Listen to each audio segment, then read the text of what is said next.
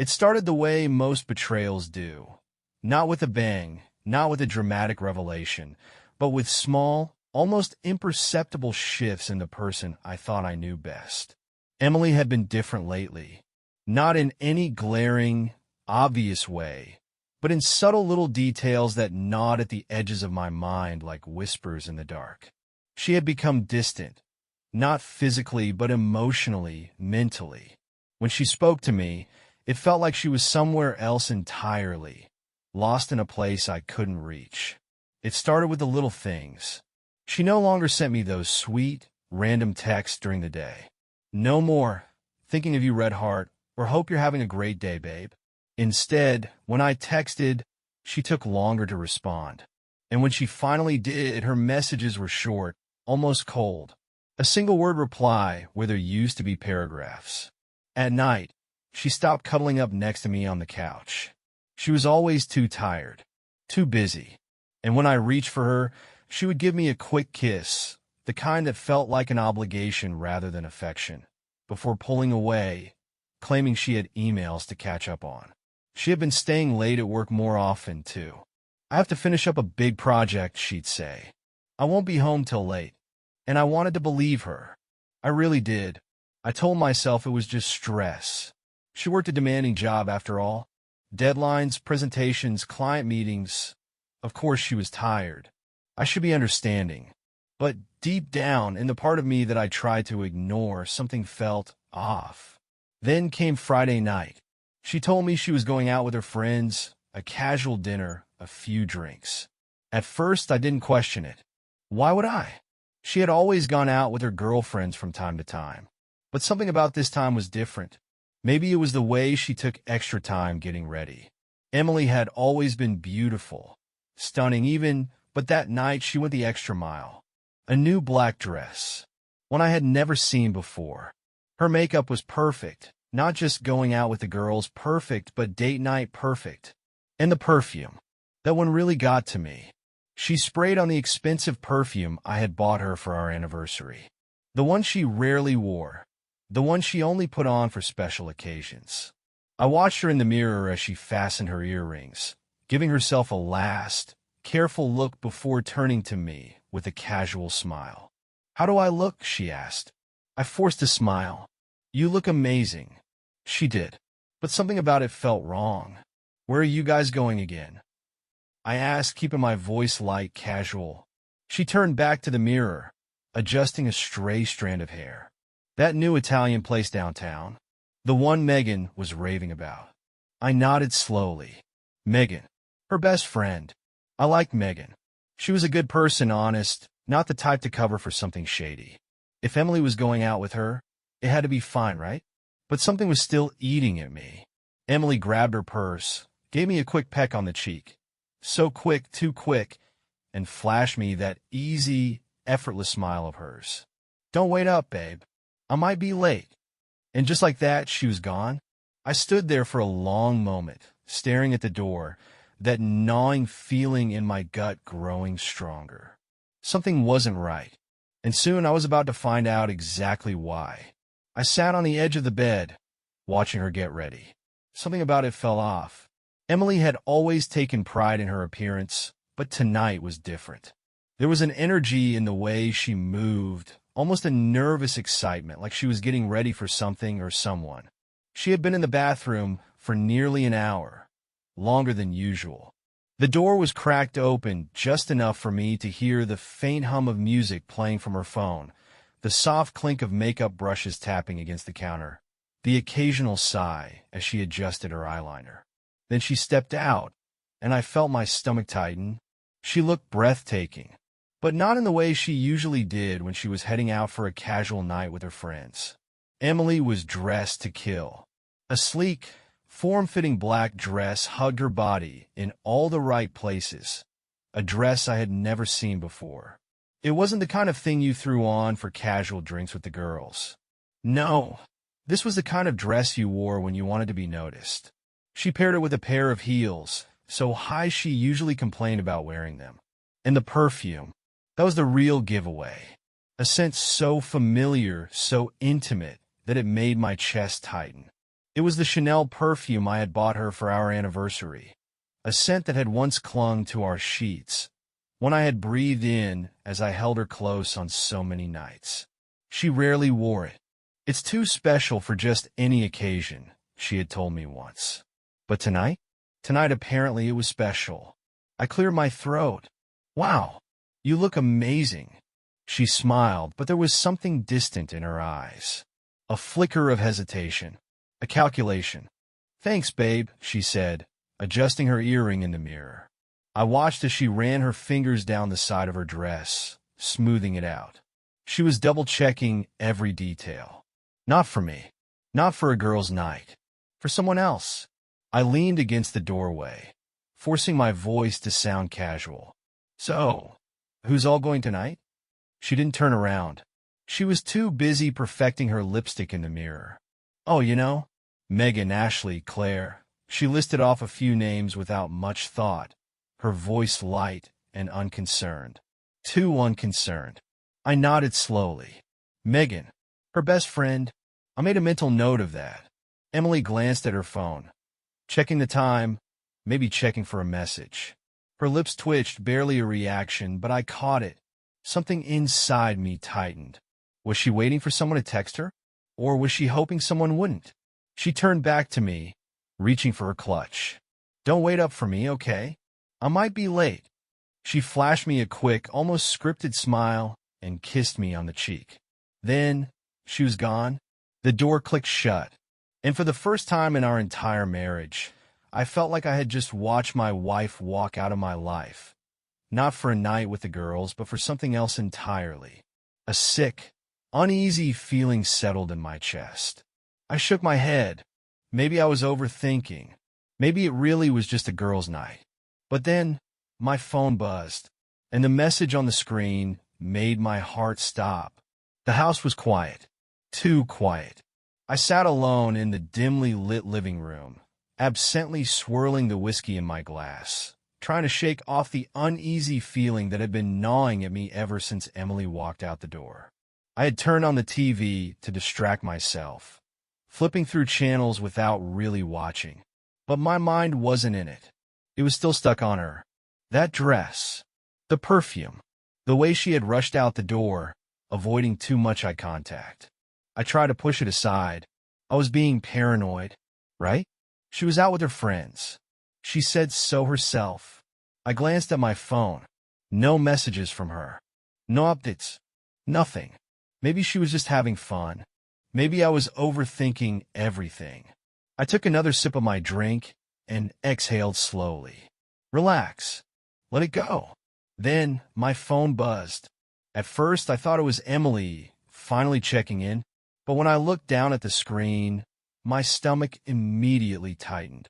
A message from Megan, Emily's best friend, the one she said she was out with. Megan, hey, are you and Emily doing anything fun tonight? I froze. The words didn't make sense. My pulse picked up. My brain started running in circles, trying to process the impossibility of that message. I reread it, my eyes darting back over each word as if the meaning might somehow change. Emily told me, she swore, that she was out with Megan and the girls tonight. So, why the hell was Megan asking me what Emily was doing? My throat went dry. I stared at my phone, my mind racing. Maybe Megan was joking. Maybe she was being sarcastic. But no, Megan wasn't the joking type. Something was wrong. Very wrong. I hesitated for a second before typing back. Me? I thought you guys were out together? A minute passed. Then two. No response. I could see that she had read the message. But nothing. A heavy, sinking feeling settled in my gut. I sat up straighter, my grip tightening around the phone. This was bad. Either Megan was covering for Emily, or Megan genuinely had no idea what Emily was up to tonight. And if it was the second option, then where the hell was my wife? I glanced at the time. It had been over 2 hours since she left. I looked back at my phone, waiting, willing Megan to reply. Then, finally, 3 little dots appeared on the screen. Typing. Then they disappeared. Then they came back.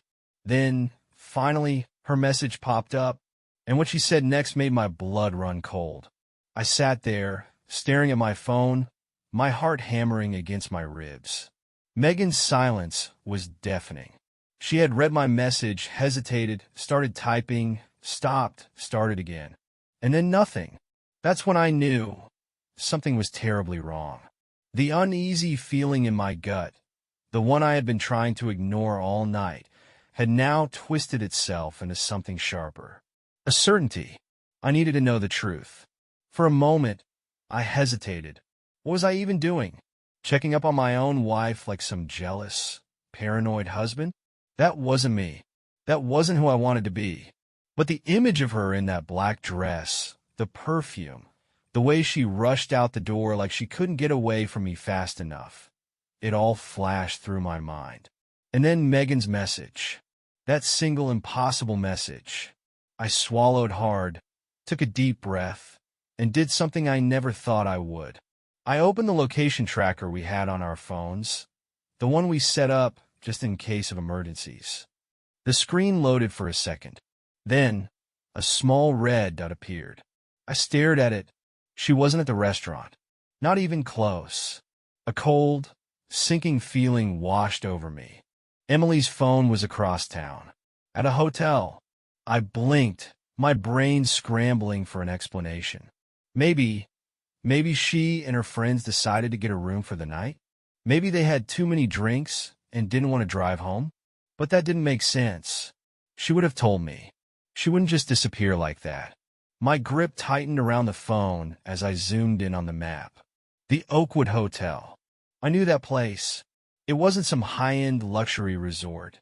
It wasn't even a trendy boutique hotel. It was the kind of place people used when they didn't want to be found. Dimly lit parking lots. No security cameras. Rooms you could rent by the hour. My stomach twisted. I tried to reason with myself. Maybe there was another explanation. Maybe she had a good reason for being there. But the little voice in the back of my mind, the one that had been warning me for weeks, was screaming now. She lied. She wasn't with Megan. She wasn't at the restaurant. She was somewhere inside that hotel. And I was going to find out why. I grabbed my keys, my heart pounding so loud I could barely hear anything else.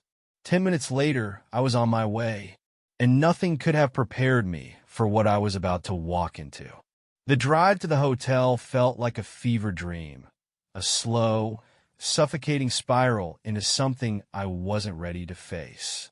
The city lights blurred past me, but I barely noticed. My hands were locked on the steering wheel, my knuckles white with tension. I kept telling myself, maybe there's an explanation. Maybe it's a misunderstanding. Maybe she lost her phone and someone else had it. Maybe she was actually here for some innocent reason. But deep down I knew. I had known for weeks, maybe even months. The signs had been there. The distance, the late nights, the way she smiled less when she looked at me.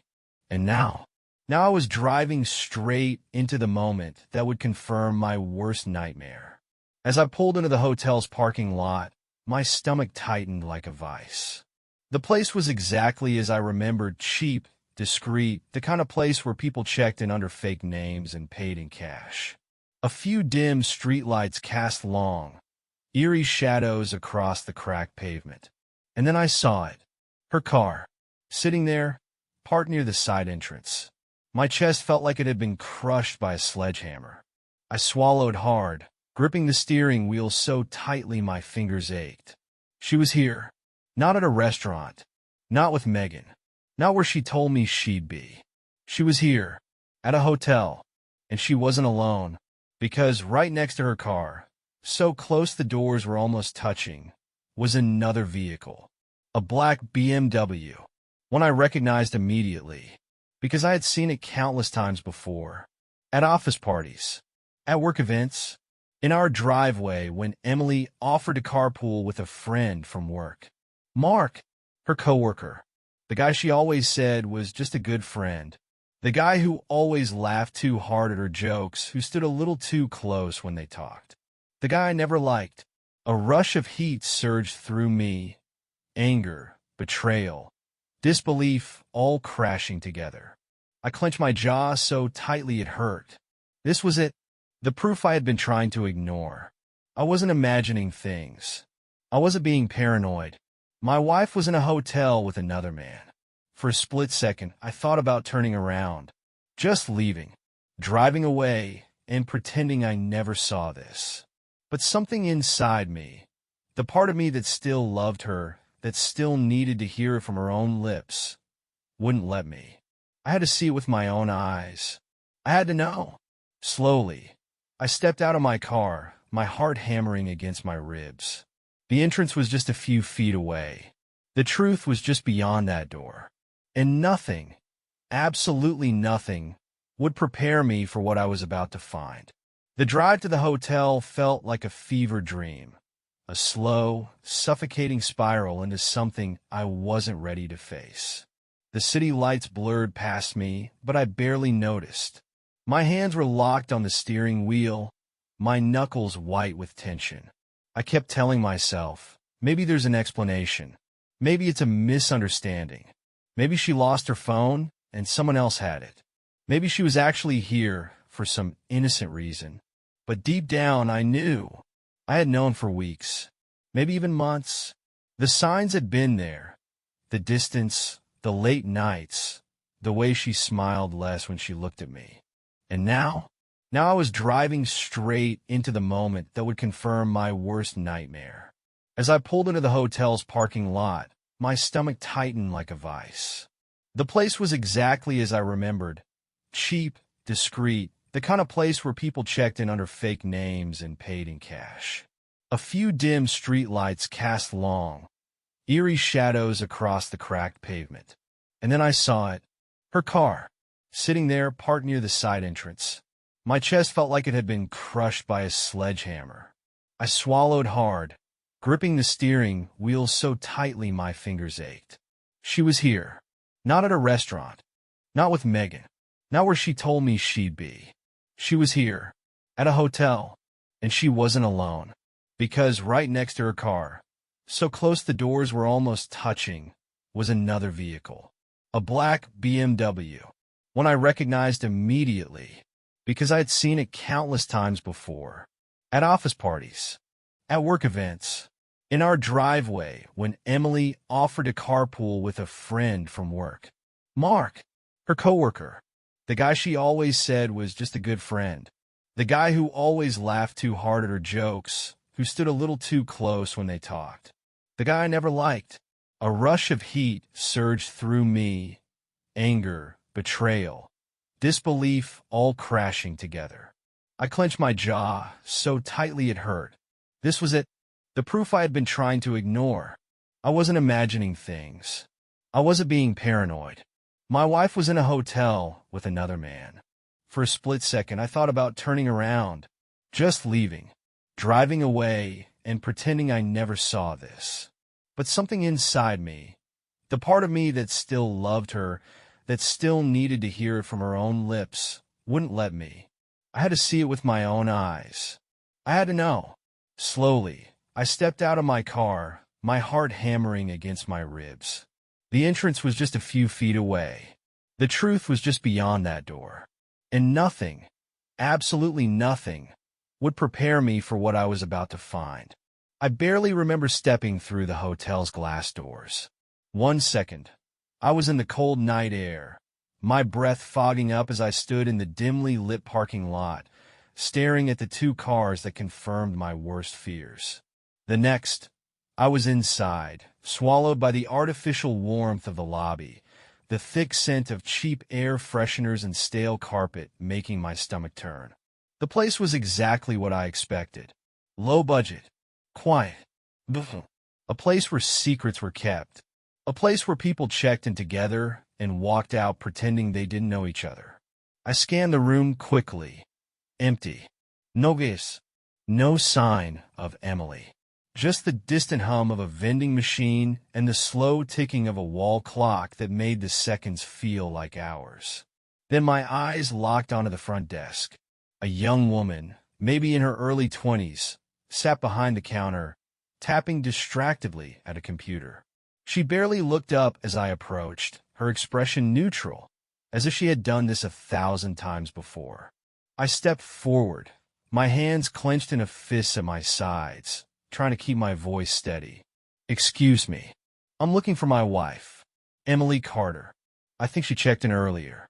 The receptionist finally glanced up, her eyes flicking over me quickly before returning to her screen. She didn't type anything. She didn't ask questions.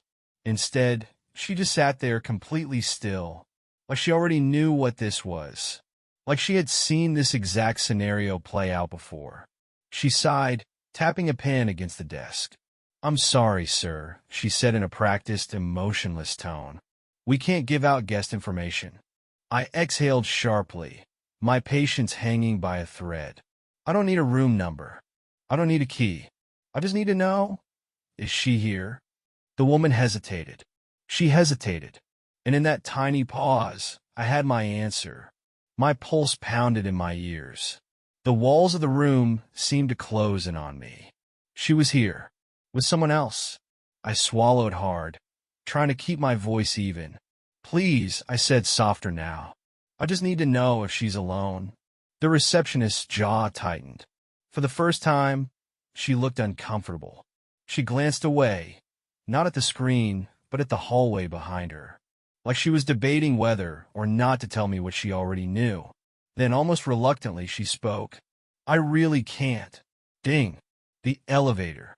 My head snapped toward the sound. A soft chime. The doors sliding open. Footsteps.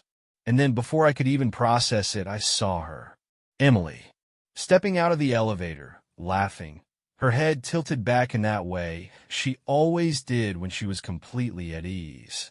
She was glowing, and she wasn't alone, because right beside her, his hand resting casually on the small of her back, was Mark, her coworker, the man she always swore was just a friend. They hadn't seen me yet. They were still lost in whatever joke she had whispered, still caught up in the afterglow of whatever had just happened upstairs. And for a single, excruciating second, I just stood there, watching my wife smile in a way she hadn't smiled at me in months, watching another man touch her like she belonged to him, watching the undeniable truth unfold in front of me like a slow-motion car crash I couldn't look away from. Then Emily turned.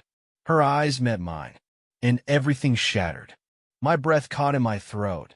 I had seen enough, heard enough, felt enough. The polite rejection from the receptionist, the long hesitation before she spoke, the way she stole a nervous glance toward the hallway, as if silently confirming my worst fear. It all led to this moment. I didn't wait for permission. I couldn't. I turned away from the desk, my pulse hammering so violently that I could hear it in my ears. My entire body felt hot, buzzing, like an exposed wire sparking before it snaps. I scanned the elevators. One was coming down. The glowing number above the doors ticked down 5, 4, 3, 2. I stepped back, just far enough into the shadow of the hallway, my fists clenched so tightly that my nails dug into my palms. And then, the doors slid open. I saw them before they saw me. Emily, my wife, stepping out of the elevator, her hand resting lightly, almost possessively, on his chest. His chest. Mark, her coworker, the man I had shaken hands with at office parties, the man I had welcomed into our home, offered a beer, laughed with while we watched a game, the man I had trusted. She was smiling. No, laughing. Her head was tilted back just slightly, her lips curled into that soft, effortless smile I hadn't seen in months. She looked happy, not forced, not distracted, not guarded the way she had been with me lately. She looked free, and that was the moment everything inside me broke. I felt it, a sharp snap somewhere deep in my chest, a shattering realization so brutal that for a moment I couldn't breathe. She didn't even have the decency to look guilty. Not yet, because she didn't know I was there. She was still lost in him. The way her body angled toward him, close, intimate, comfortable. The way her fingers grazed against his shirt, lingering just a second too long. The way he leaned down, whispering something in her ear that made her bite her lip and giggle. A sound I hadn't heard in so damn long. I felt sick. And then she turned. Her eyes locked onto mine. And for the first time that night, her smile vanished. Everything happened in an instant. Her lips parted slightly, shock, fear, maybe even a flicker of shame. Mark, at first, didn't seem to notice. He was still smirking, still standing too close to my wife. But then he saw the way she froze, stiff as a corpse, and he followed her gaze. And there I was, standing still, watching, waiting, for an explanation, for a lie, for anything, for her to say something first, for him to step away, to stammer, to act like the coward I already knew he was. But neither of them spoke. They didn't have to. The truth was written all over their faces. This wasn't a mistake. This wasn't innocent. This wasn't the first time. I let out a slow breath, my entire body trembling. Not from rage, not from heartbreak, but from the sheer weight of reality crashing down on me. Everything I had feared, everything I had refused to believe. It was real. And now, there was no turning back. Tumbling just slow, it stopped. For one agonizing second, everything was frozen in place, like a still frame from a movie I never wanted to be a part of. Emily stepped out of the elevator, her soft laughter still lingering in the air, the remnants of whatever flirtatious joke Mark had whispered. Her eyes were half-lidded, that hazy, blissful look of a woman completely lost in the moment. And then she saw me. Everything changed in an instant. Her lips, still curved from her smile, twitched, as if her brain hadn't fully processed what she was seeing yet. Then, realization struck. Her body stiffened, her pupils dilated, and every trace of warmth vanished from her face like a flame snuffed out by the wind. Her smile? Gone. Her skin? Drained of color. Her expression? Horrified, like she had just seen a ghost. No, was, like she had just been caught. Mark's reaction was slower.